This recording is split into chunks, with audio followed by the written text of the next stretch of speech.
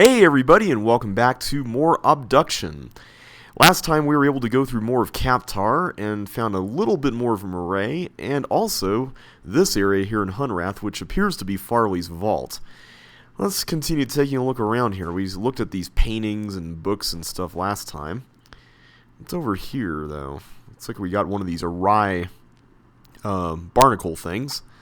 And we know that Farley was the one that was studying the awry. Looks like she's got some notes here. Awry Larval Notes by C.F. Caroline Farley. Takes about 3 to 5 days for a single awry larvae to change colors after being moved to a new surface. Pulsing stops immediately upon removal from Kaptar, induced by polyarchs. Cloning has been extremely easy, like potatoes easy. Organics. Plant fiber, yellow. Bone, light yellow. Awry encrustment, green. Metals, gold, pink, copper, red/orange, titanium orange, silver, red, aluminum, red/orange. Tech, Mofang tech, magenta. Villain extrusion, near white. Stone, granite, Kaptar is teal, blue, which is probably what this is.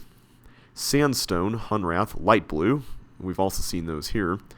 Sandstone, or is that sandstone or soapstone? I can't really quite see it. Mofang, deep purple.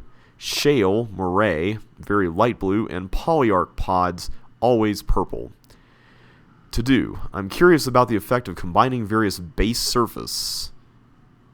Still a bit odd experimenting with the life forms. The light they emit is handy given our limited supply of diesel fuel. That is handy. It looks like she's got several different types here, and these are the different metals that she's experimenting with. So this is probably gold. This might be something else. Cool. Well, that's rather neat. By the way, I'm experimenting with a slightly different sound setup. I'm turning the microphone down a bit because I think I may have gone a little far with the volume in some of the previous videos and blown out the microphone sound a bit. I'm also changing the setting on it so it's not quite as omnidirectional, and hopefully it won't pick up as much of the laptop noise now. I'm sure there will still be a little bit, but hopefully it won't be quite as obnoxious. And here is CF below. That's nice. Whoa. Looks like she's got quite a big collection of barnacles here. An easel with a painting. We know she likes to paint stuff, so that's pretty neat. And a journal. 15,997 AH. The Villain. I can't find the words. It's such a foreign life cycle. Or perhaps not. They launch themselves across the expanses of space, preserved for eons, until at last their technological arcs can hone in and carry them to a new home. They have no connection with their predecessors, but in spite of this, perhaps because of this, they have amazing recollections of their history. Their stories are epic, reaching back through the eons. Unlike many of us who were abducted, they were abducted as a whole. Their scoop moved an entire facility that was about to be annihilated. I've come to believe that they, perhaps more than any of us, have a deeper understanding of whatever this strange system is that we find ourselves in. 16,333 AH. I need to write this down. We buried Ji-hoon today. This place never really agreed with her. Kept to herself mostly, depressed and downcast. Anyway, I digress. I stayed after the brief words were spoken. I was the last to leave. I wandered to the dome, as I often do, and looked out at the undulating Sorian weirdness beyond the cell wall. Movement caught my eye. Now, on very rare occasions, we've seen Mofang scrambling about in the distance, but there have been fewer and fewer sightings over the years. But before me was a tall, haggard Mofang running desperately, almost directly toward me from one of the distant structures. It, I still can't tell the gender, got closer and closer. I thought it would see me and stop, or turn around, or be curious about this strange dome and our world inside it. But it continued running quickly almost directly to my position. I was frozen in place with curiosity, until my reflexes took over at the last moment and I leapt out of the way. But rather than hit the dome and fall backward or come through into Hunrath, the dome flashed its familiar tone and the Mofang vanished. I was stunned for a bit, but I retrieved my wits and stepped into the dome myself to quickly get to the other side. After getting through, I immediately turned around and saw the Mofang outside, on the other side of the dome, still running away from whatever it feared. But as if it had no sense of passing around the dome. As surprising as the event was, it did serve to settle a few things in my mind. I always wondered how no one on Earth noticed what had replaced this chunk of Arizona we have here. 16,772 AH. I've got to vent. Again, there are those who argue with me. Over and over, I demonstrate that in almost every case, whatever the process was that brought us here, it occurred at a pivotal moment. They tell their stories, and they still can't admit that the abduction actually saved each of us. All of us. What is it in human nature that grasps so strongly to the past that we blame our saviors for stealing it from us? Okay, just one more vent before bed. If each of us was individually saved from something, then maybe all of us were corporately saved from something larger? Can we really be sure what's left? And this, the arrivals come from various places and times. Sarah got here almost 15 years ago from the year 2055, and Uzziel got here 2.5 years ago from 1942. What does that mean? Time here is shuffled and chaotic compared to Earth. What state is Earth in right now? When is Earth right now? 16,787 AH. It's 3:15 a.m. and I feel compelled to journal this craziness.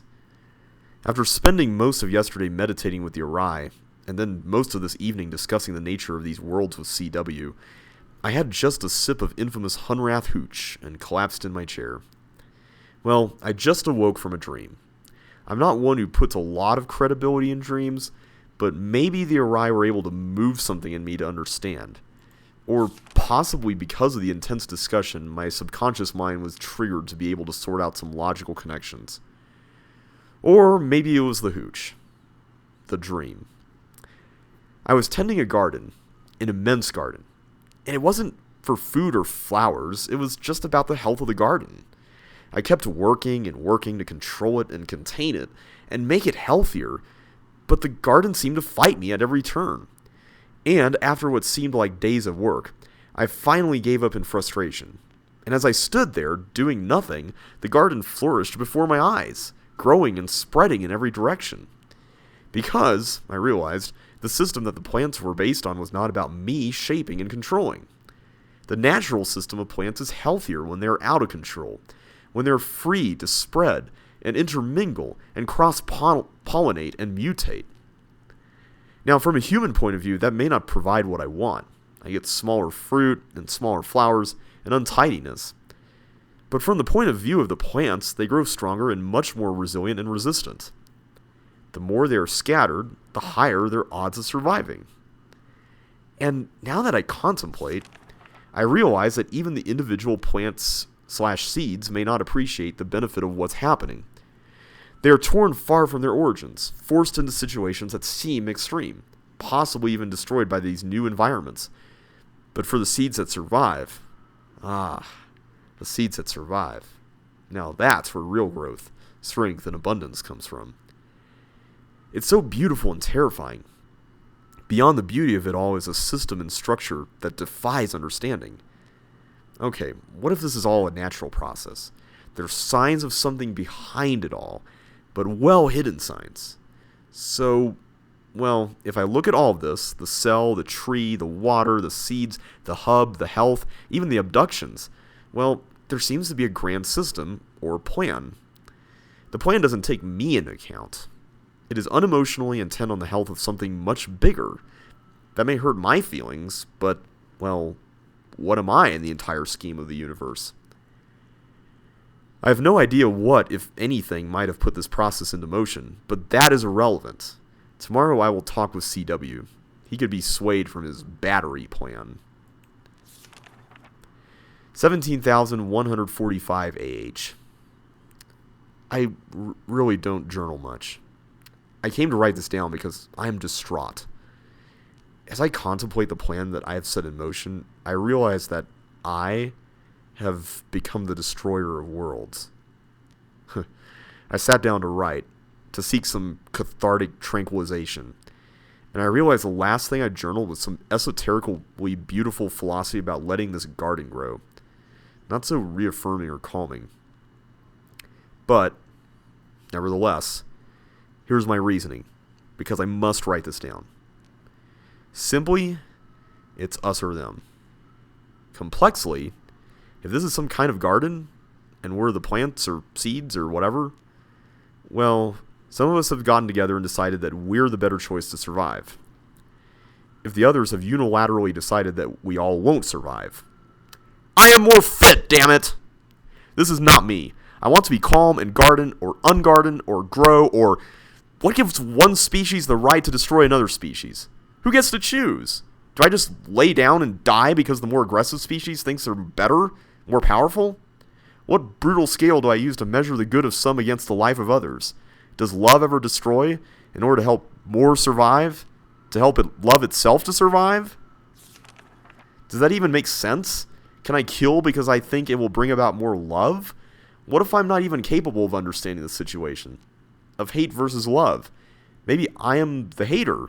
Do I generate this love delusion to help me maintain my sanity in light of the choice I've made? My God, it's too much. If these are just my walls of delusion, then I choose to live within them. I am a seed, scattered by the wind. But I will not simply be trampled. I will kick and scream and survive. May God have mercy on my soul.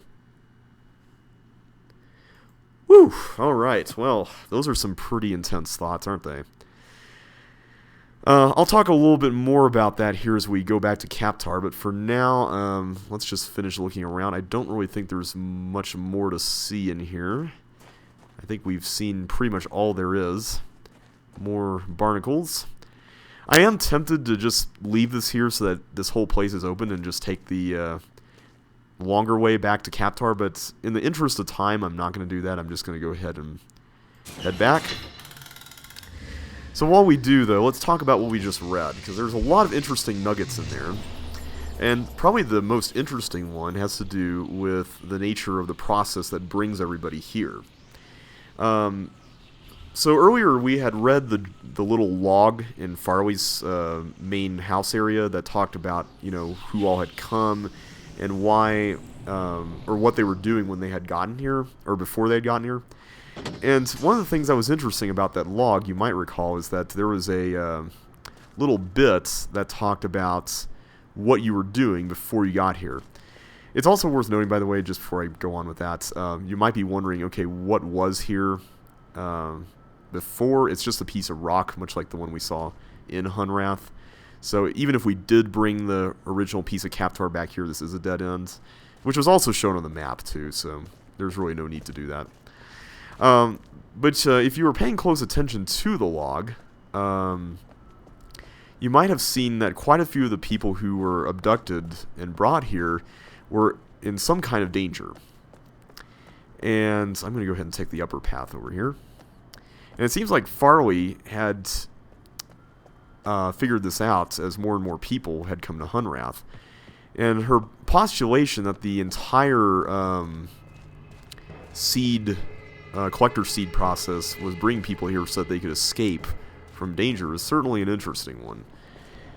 She also didn't really seem to be a big fan of the idea that CW wanted to use his battery on the tree. It seems like she's much more keen on just letting the tree do its thing when it reaches maturity instead of using the battery to manipulate it.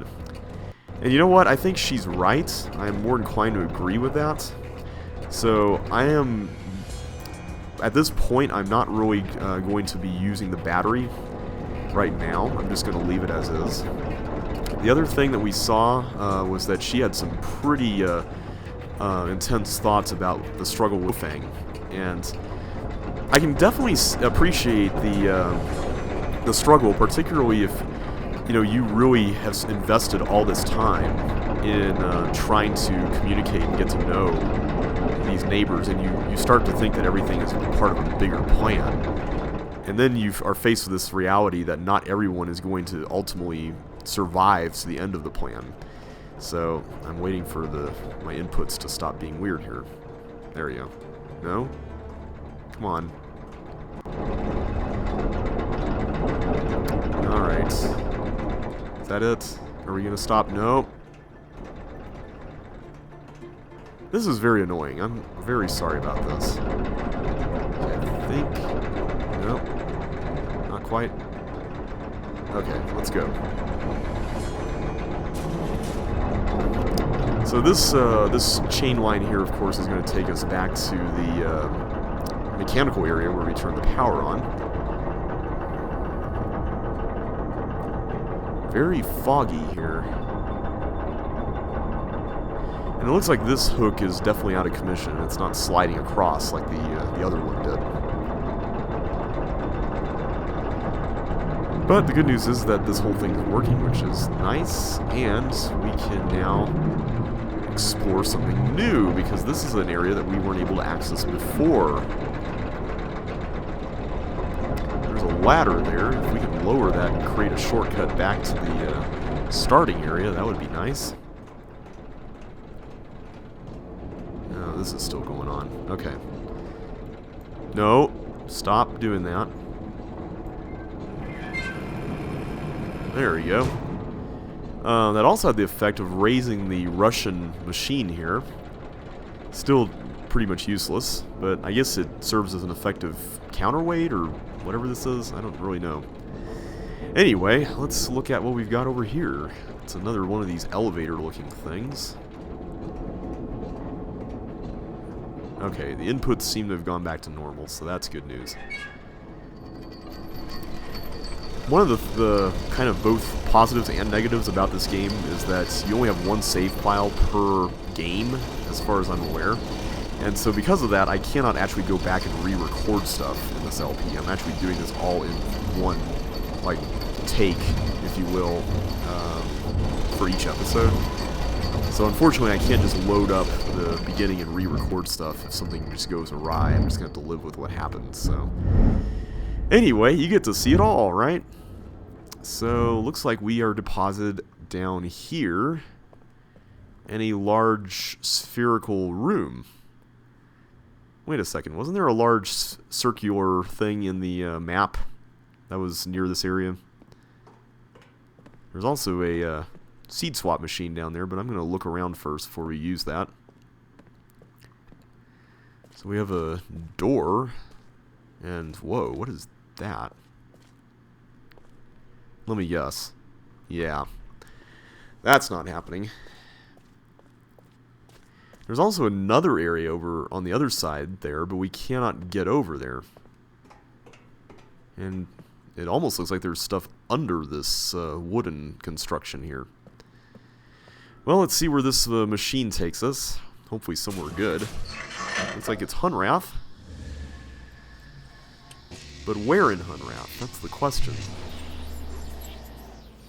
Well, you've probably figured it out by now. There's really only one other area of Kaptar that we haven't swapped out yet in Hunrath. And it was one of the more noticeable ones, too. You might have also noticed that that entrance that we saw over there on the right side, accessing that, is probably doable with the gimmick of where we're heading here in Hunrath.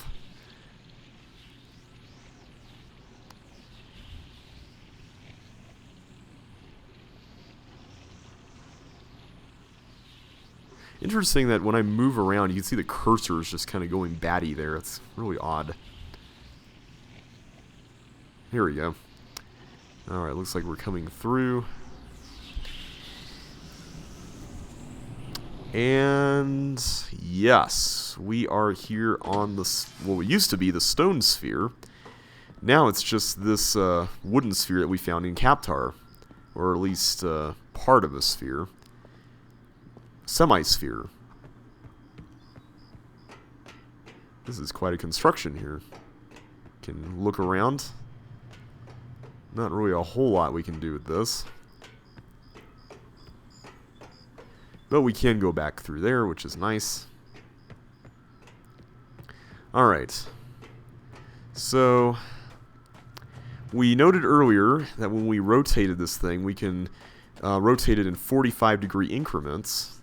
So I'm going to rotate it exactly 4 times so that the ramp out of this thing is positioned such that it leads up to the door that was on the other side. And hopefully, whatever's there will help us get to the tree. I really have to give credit to whoever built this. It was probably CW.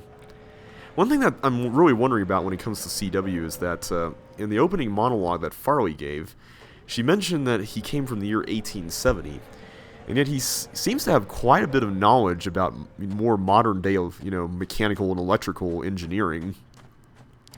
So I'm really curious if he learned a lot of this from other arrivers who came here to Hunrath, or where that came from. It's kind of an interesting thing to think about.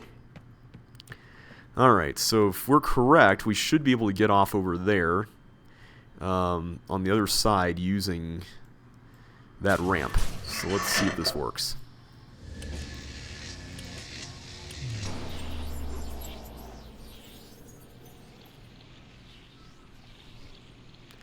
It must be really strange having just so many people from different time periods, like Farley said, all living in the same area.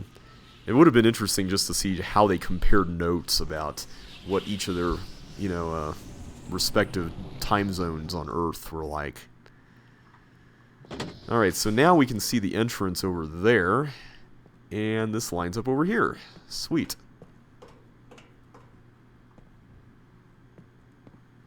So what have we got over on this side? We've got a door. Looks like this is one of those bar things we can unlock, kind of like the one that we saw in the mayor's office. And where does this go? Oh, back out to here. So this was the door we saw earlier. Well, that's nice, but that doesn't really help. It gives us a nice path back, I suppose. But we need to do more here. We need to access whatever's on the other side of that other door that we saw. So how are we going to do that? Well, actually, if you take a closer look, the area that we were looking at over here is not the entrance, but it's actually another path. This over here is actually the entrance. So it looks like what we're going to have to do is we're going to have to rotate this exactly 90 degrees such that it lines up over here. So we'll need to press that button 2 more times back in Hunrath to make this work. So let's go ahead and do that.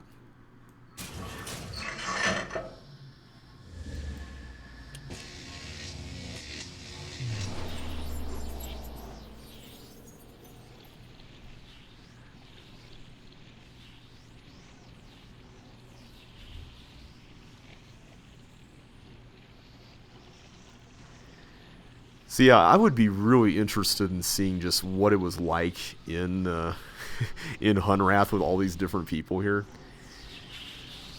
I also appreciated the fact that Farley mentioned someone who struggled with depression. Like I can definitely see that being a very reasonable response to being abducted and just plopped into a completely new place, especially one that you're unfamiliar with. So seeing that addressed in a game like this was really nice.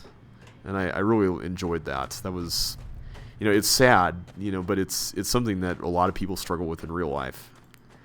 So it was good to see that here in the game.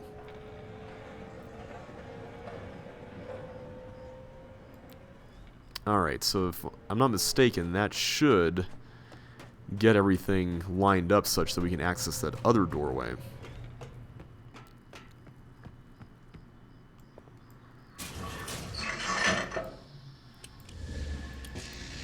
One thing I'm really curious about, and maybe I just overlooked something that mentioned this, but I'm really curious about how what determines how big the encompassing of the seed is.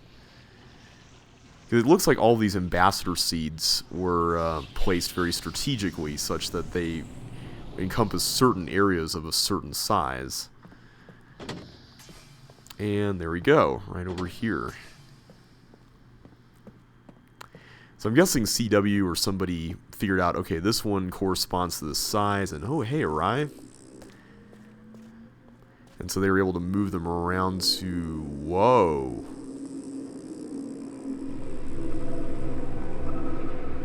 We found a hive of Arai beetles.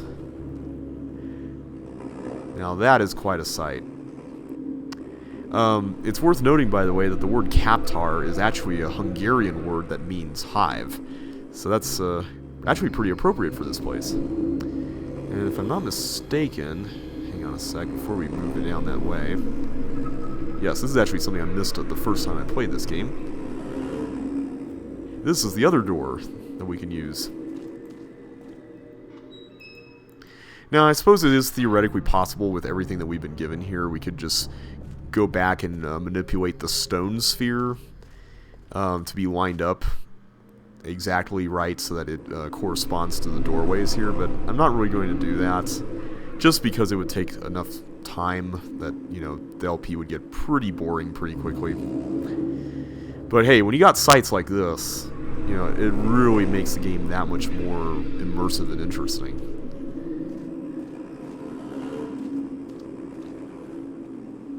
Alright, what do we got here? Looks like this is where that broken sphere was.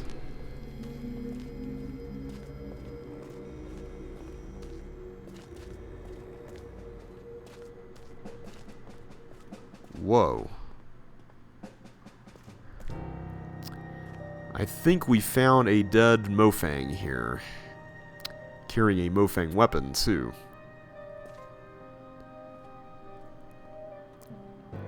What is this scale? That's about how much I weigh, so I guess that's pretty accurate. This seed machine doesn't work, though, but it looks like it's triggered by the scale. So that's interesting. What was this all about? There's a chair and a little folding table here. Fold-up table. And a couple of pieces of info on it. So this one is a numerical code. And I'm actually going to take a picture of this real quick with my phone so I can enter it later on. This code is actually for the Russian machine if you want to do something with it, which I'll show later. And then this is a set of instructions, it seems. Please read thoroughly. We must have every detail in place. Our lives and our species depend on this being executed perfectly. The locations and times in this document are based on the information leaked by Ruko and Shavar. Our lives depend on the accuracy of the information we received from them. Remainers, CW, Earth, Trar, Aprar, Orpar, Murray, Arai, 1 Polyarch, Kaptar. Prep, Day 17. Can't exactly see what that says. 1:43 a.m., hour 12, or something like that. Begin chambering. End of day... Oh, wait, it's 17,146 AH. Okay. Farley verifies manifest. All souls chambered. Beginning of day 17,148 AH. Remainers in place with hands on swap trigger. Beginning of day 17,148 AH. Ruko and Shavar arrive. Chambered by Trar. Beginning of day 17,148 AH. Trar on guard of chamber. Trigger time. Day 17,148 AH. Hour 5 minute 33. Could vary plus or minus 4 minutes. Trigger locations as prescribed. All locations should have small error allowance. Murray has largest margin of error. Potential be alert. Trigger task. Trigger reswap immediately after swap. Any delay increases the risk of detonation in a home sphere and the risk of a remainer being disabled in Mofang. Communication. Farley. I'll ensure that all remainers, or in the case of Kaptar, the remaining polyarch, receive and understand this document. So, it's looking like, based on what we read here and what we also read in Yosef's journal back in Hunrath, that the Mofang were going to send over some sort of bombs. They use the word detonation there in that paper. And there were remainers who were designed, or who were assigned the task of swapping back the spheres such that the bombs could be sent back to Mofang, or Soria, and be given to the Mofang instead, which Joseph kind of alluded to at the end of his journal. And I'm guessing, because there wasn't really an effective form of communication with the Arai, that the polyarch that was stationed there at that sphere would use the scale such that as long as the thing swapped in, then he would trigger the scale or something like that. I'm not entirely certain. It's kind of confusing, but it looks like that's what the plan was, at least. And it looks like we found our way to the tree. Hooray, tree. Oh. Alright, well, we're going to have to find a way around that. But we're going to do that next time. So in the next video, I think what I'm going to do is I'm going to go ahead and find a way back to Hunrath, turn that thing off. I'm also going to deal with the Russian machine and show you what happens when I enter that code. So get ready for some excitement in the next episode. So until then, guys, thank you all so much for watching. Once again, it's been fun. Hope you enjoyed the episode, and as always, let me know if you liked this video. Leave a comment or a like. Tell your friends. Lets me know I'm doing something right. And in any case, I will catch you on the flip side. So take care until next time, and I will see you then.